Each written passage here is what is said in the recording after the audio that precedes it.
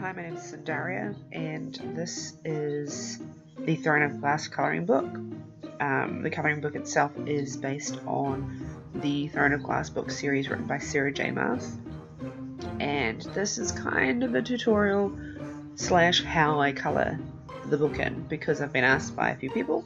I figured, hey, let's do it.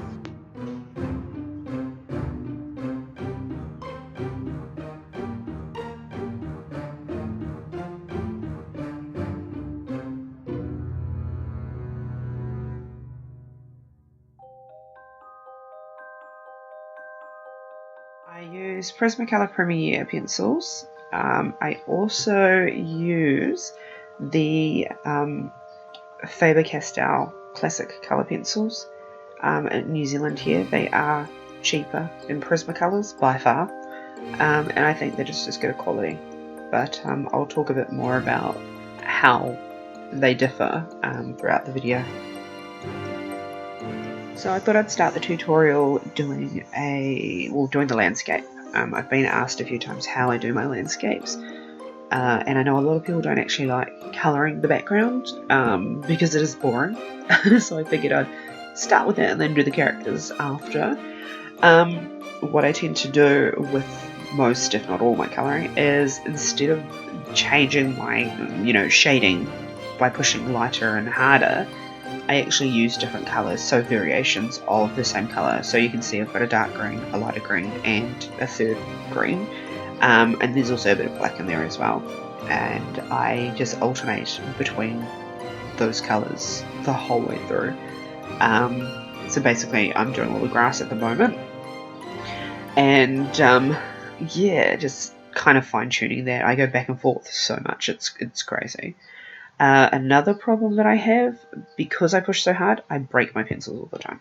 So yeah, I mean, don't freak out if you do that, because the amount of pencils I break is crazy. So as you can see, I usually go through, do a block of section with the darker green, fill in some other gaps, go back to the darker green, and then I kind of come back in with my lighter colours. And I work my way through the whole section. Okay, now before I forget, something I do often is I will go through with a light yellow pencil, especially for night scenes, and I will mark out where I think the light will hit. I mean, I'm not hugely accurate on this, I'm actually still teaching myself to do it. So if you're really good at lighting and you know that things are done wrong, that's my bad, and yeah, I am trying to get better at that. But yeah, I just mark out all the points so that I don't go through and overcolour, because, I mean, dark green, you can't really come back from that. So yeah, I map it out first.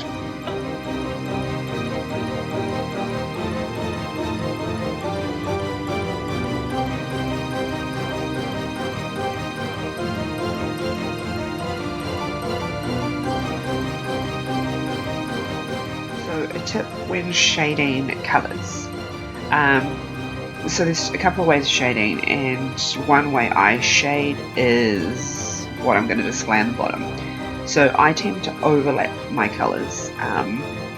They go next to each other, but they also mix into each other, whereas at the top they're just next to each other. So I go back and forth, especially with black. One thing you'll notice is I will colour all the grass and then I'll come back with black, but you'll see the difference in the top and the bottom. It looks more natural if you're coming over it, and it also changes the black a little bit. It's not as strong, and I think it looks more natural.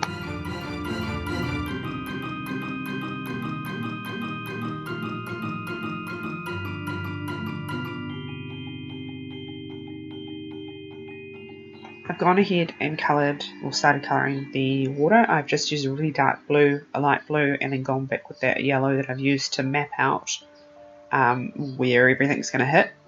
I am using both Prismacolor blue and the Faber-Castell blue.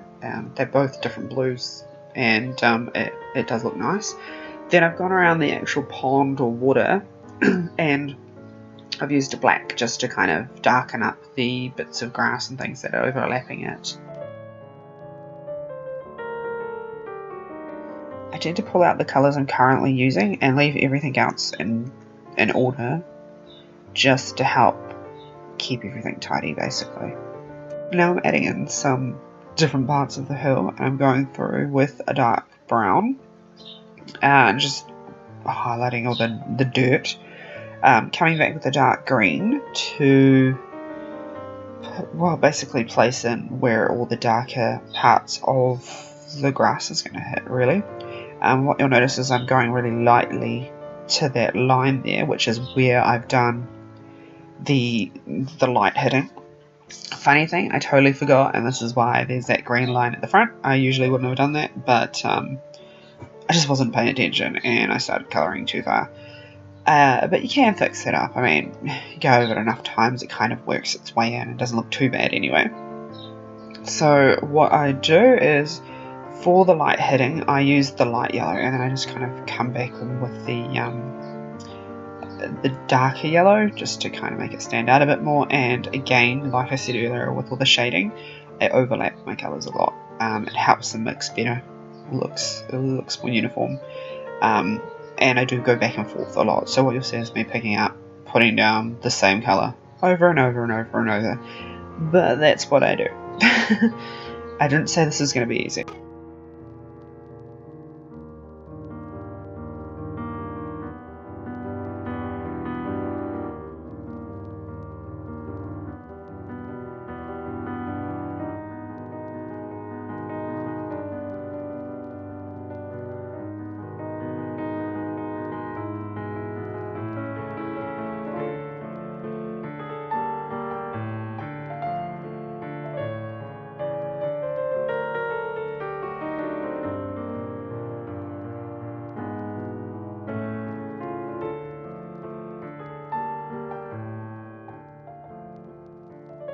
So as you can see in the dark brown parts, I've gone and added some black and some lighter brown. And just to save you the pain of watching me colour the whole thing, I have gone ahead and coloured all of the grass and dirt. So you can see where I've had my yellow lines down. And, you know, basically see I've gone over it with all of the dark green. And this is what I meant before by coming back with black. So this is the Faber-Castell black. I kind of use this sometimes going over, if I don't want it to be super black, I just want a bit of shadow, because it's not as heavy as the Prismacolor black. That's really black. This is just like a nice little mix in black. So I'm basically going through and adding in a bit more shadow to everything, making sure that that light looks right. So yeah, I'll chuck a bit of shadow around in the cliff faces, under the bridge, around the castle, everything like that, and that's what it looks like. So as you can see, I've gone around pretty much everything with a bit of that Faber-Castell black. Around the castle, there's still the bits where the light technically would hit. So now we'll start the castle. So much like I did with the yellow, and I went through and I mapped out where the light was going to hit, I kind of go through and I map out the opposite side. So what you can't see is you can't see the yellow, but there is a yellow line on the other side of these black lines. So now I'm just doing basically the other side. Simple as just going through. I do a black line. That was the Prismacolor black as well. Now, because the top half of the castle is glass, the bottom half is stone, I am going to do it half grey and black and half blues. Again, it's night, so it wouldn't be bright blue how I would imagine glass to be. So much like I did with the black, I'm just going through with the dark blue and doing what would be my black line.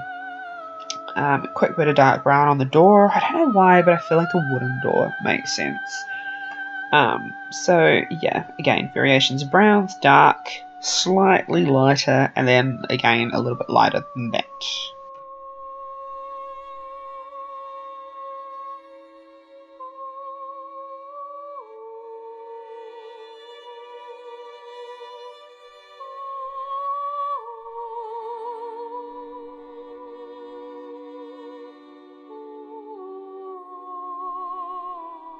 Now I go through the brick stone part of the castle, just with a grey, not two types of grey, just one type of grey.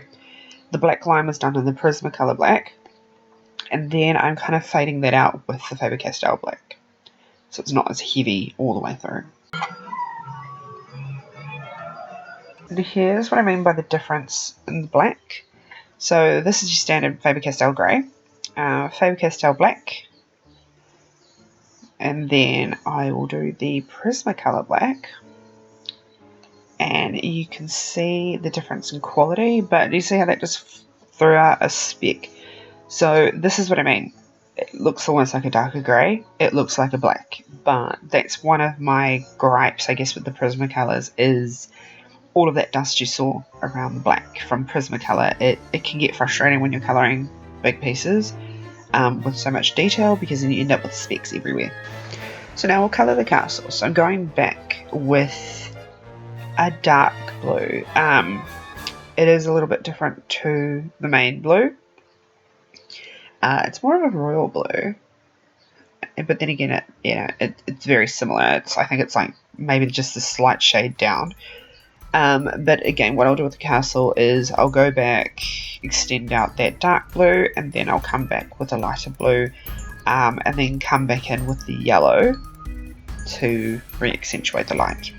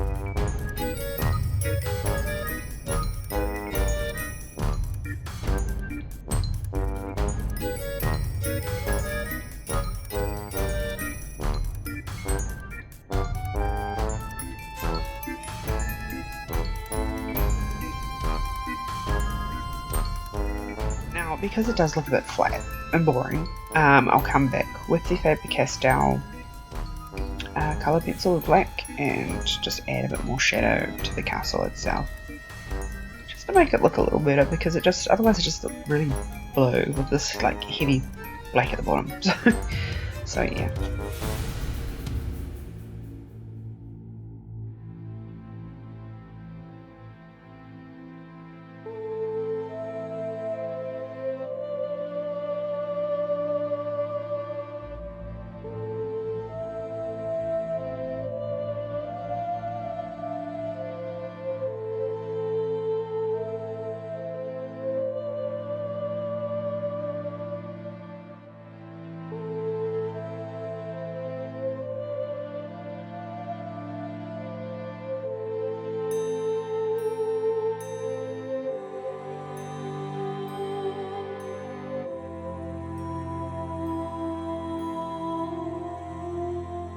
Now, I figure it's night, so you'd have light in the window. So I'm just going for your typical red, orange, and yellow kind of window. I don't know, I can't draw them just yellow. I don't know, something inside me won't let me.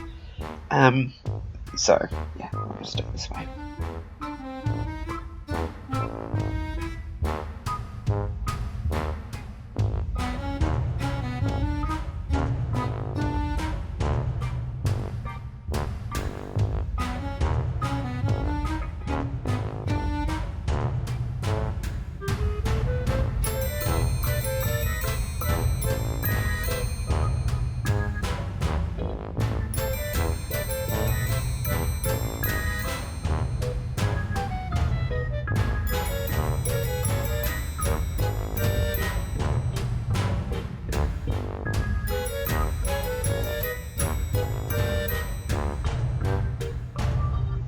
So this is how I map out how I'm going to colour my sky.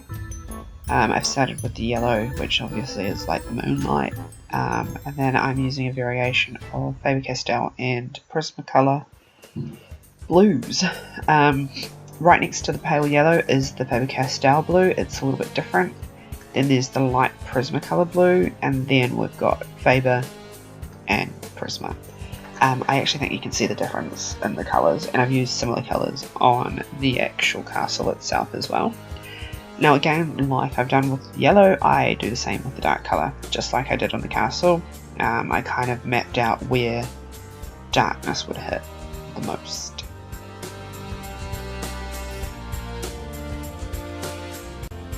So I tend to map out all the light, but I start colouring with my dark. I very rarely start colouring with the lighter colours. When I get bored of a section though, like the sky's huge, it's the same colour the whole time. So sometimes I'll do a part, come back, do something else, come back. But it's generally, yeah, always started with the dark sections first. So I'm basically going to fill in the sky with a variation of this really dark blue, slightly lighter blue, and yellow. And I mean, it's as simple as that. Kind of fade out the clouds with the light blue, just to give it, I don't know, a little bit more natural look. I kept them because I like the little white kind of bits around the edges, but you know, you don't have to do that.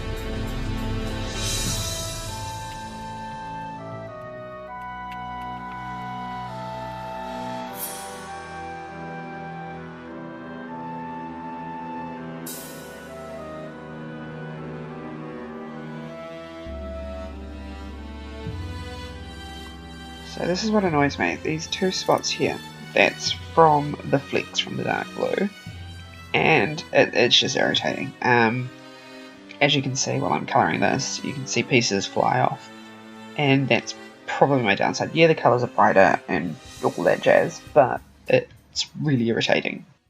This page has a huge emphasis on the stars, so I've used silver pen to draw those in. Skin time. So I use both peaches from Prisma and from Faber-Castell. They're very different peaches. I mean, you can see it just looking at it. One looks orange, one looks pink. But just so you can see it properly, I'll do a little scribble. So the first one I did was Prisma, the second one Faber. And as you can see, very different. So I use them both. What I do is I do a light layer over the whole skin area in my base, which is usually the peach. I use up and down motions, I use circular motions. I don't do the whole cross hatch method, it doesn't work for me. So as you can see, I kind of just scrub it in. I always start with a sharp pencil, but then I let it blunt because for this base layer it gives me a softer finish. And I pretty much will just cover the entire skin area in that one colour.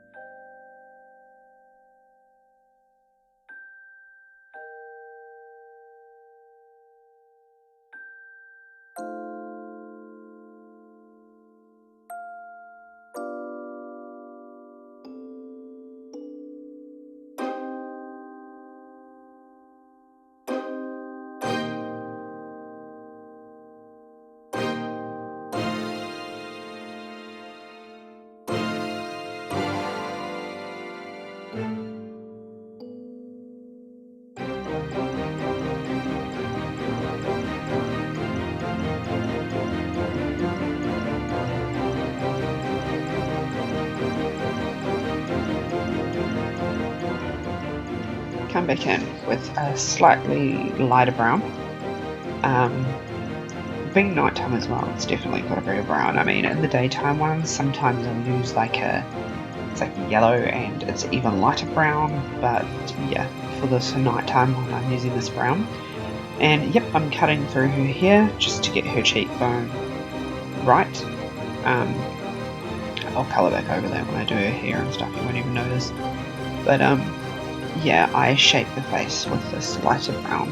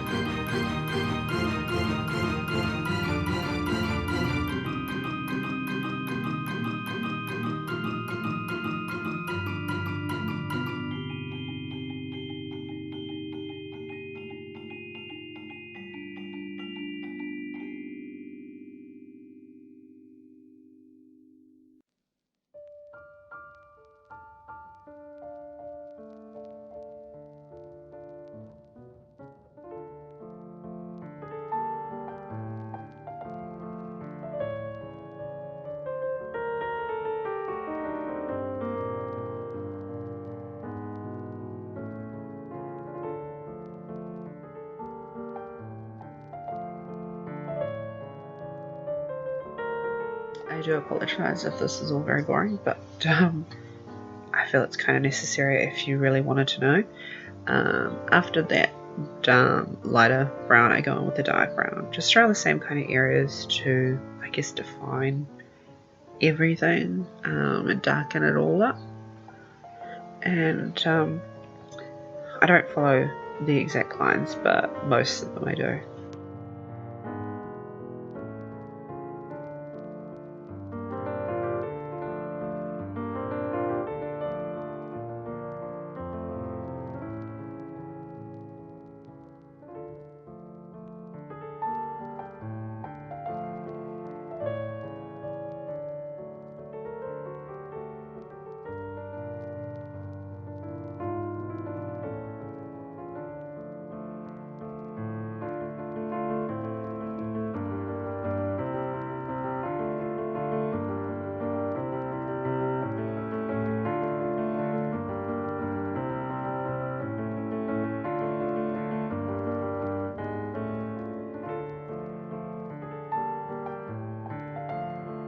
So now I'm going to go back in with this lighter, well, darker brown, I guess you could say. What I do is I go around the hairline, around by the ears, under the face, and then I kind of almost do like contour makeup type. Like cut in the cheekbones, put some shadow in the nose, just adding a bit more definition to the face. And pretty much just marking in where certain things would be. I do cut through the hair, but that gets fixed up later when I colour in the hair, so you don't really notice it. And I actually think I took this line a bit far, but we'll just fix that later. It'll all work out, I promise.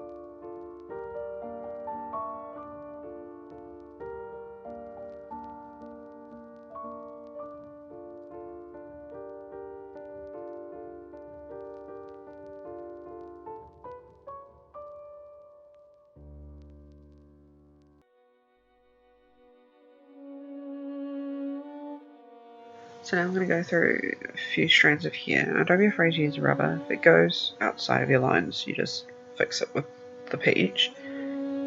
But I tend to kind of frame the face with the hair before I colour in the rest of it. As weird as it sounds. Just to kind of give me an idea of what's going on.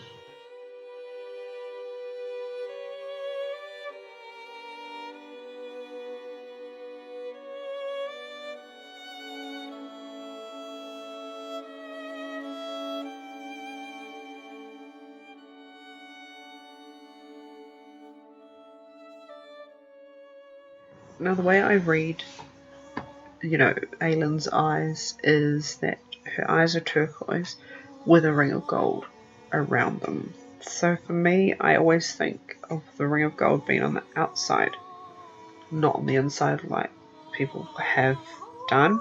That's just my interpretation, so if that's not what you see when you read the books, then that's fine. That's okay. That's just how I'm colouring it. Because that's how I've read it.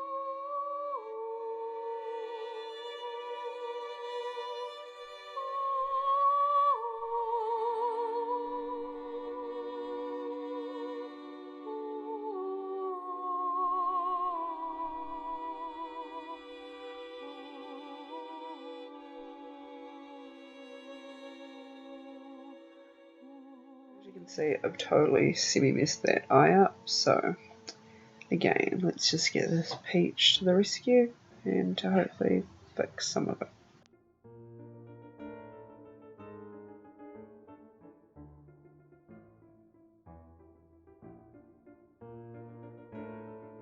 Now I come in with a pink, just to add a bit of blush, I guess you could say, to her cheeks. And then when it comes to lips, it just depends. Like, I've got this, it looks kind of reddy, but it's actually a reddy brown. Being nighttime, I don't really feel like her lips would be very pink. But I never do one colour for the lips anyway, so I'll mix the reddy brown with, some pink and kind of just get a colour that way. I also don't like that there's a gap missing on her lip, so I'll just draw that in myself and cover that up.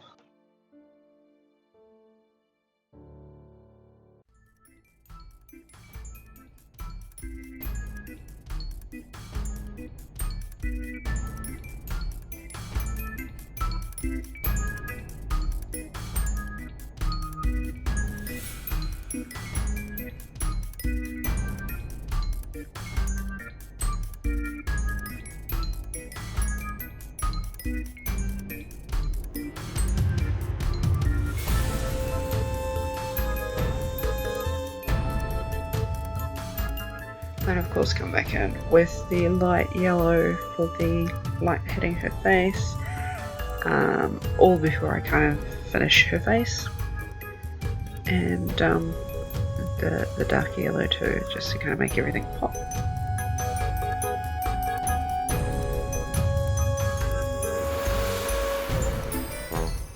Hair-wise, I just use variations of yellows, golds.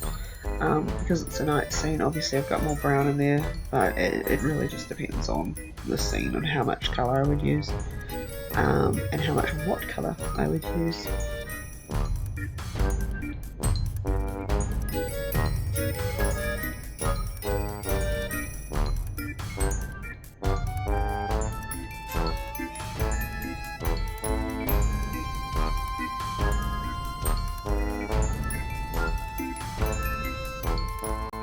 Because Dorian has sapphire eyes and things, and black hair, I kind of imagine his hair to have a bluish hue to it. I mean, I could be completely wrong, but hey, that's how I've chosen to do it. So of course across the top I've got where the light would hit from the moon, along his face as well, and then I will take that down into the black.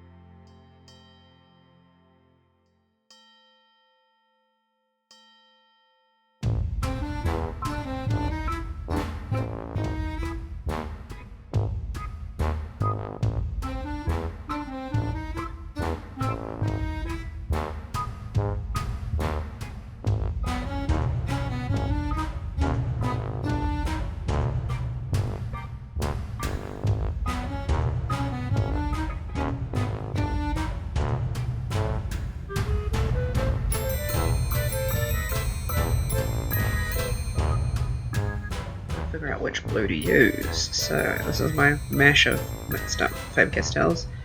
There's a new pack that I haven't touched most of. So this one's a Faber-Castell dark blue, and this one's the Prismacolor dark blue. And I think I prefer the Prismacolor one because it's like a darker blackish blue. The other one's kind of different. That's the best way I can think to explain it. So basically, as you can see, I've gone and I've done main lines, and just where I would think light would hit, I've left white, which I will then fill in with the blue.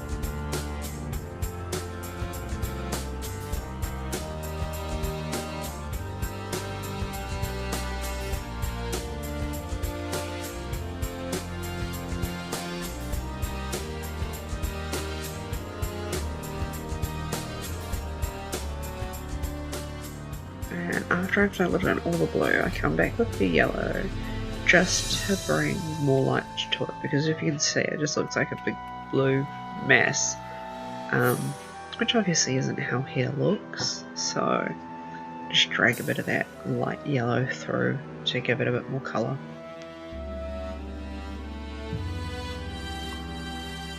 I shade in Dorian's face the same way I would hers. Cut in a bit of a cheek, obviously not as much. Fill in any gaps, and then go back over with the peach. I actually mess up his eye. As weird as it sounds, I do. I mess up his eye, but I managed to fix it and it looks okay.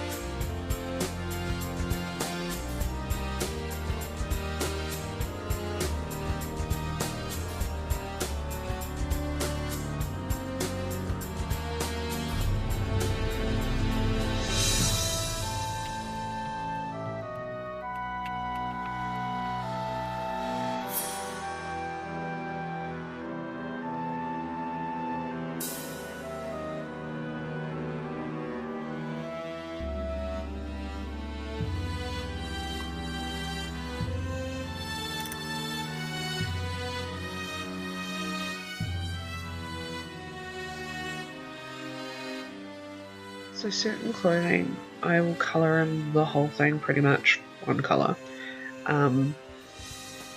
Like if I want to shade it and there's not 10 different variations of it. So like a red, for example, you can't really, there's not a dark red, a lighter red. Well, there is, but I don't have them. So what I do is I colour the whole thing and then go back with the Faber-Castell black over it. So it stays red, but no, I can shade it. Same with this blue. There's other variations of blue, but I'd rather just go back over the black and give it the same effect as I did with the cape.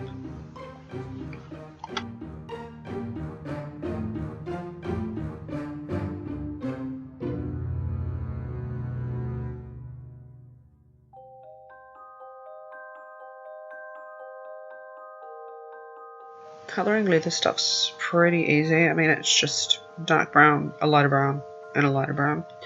I tend to do the buckles like in a dark yellow and a light yellow, just kind of like a brassy gold type colour, I guess you could say. Sometimes I actually use the gold pencil from Prismacolor because it comes up gold and it looks awesome. But in most pieces I just use different variations of yellow to do that same effect.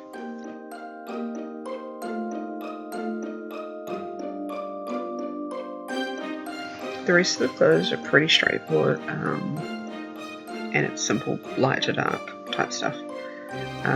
Where I've got black, I'll usually, if I've left gaps, I'll usually go into grey, sometimes brown. And I tend to start with a colour and then kind of use it on both of them.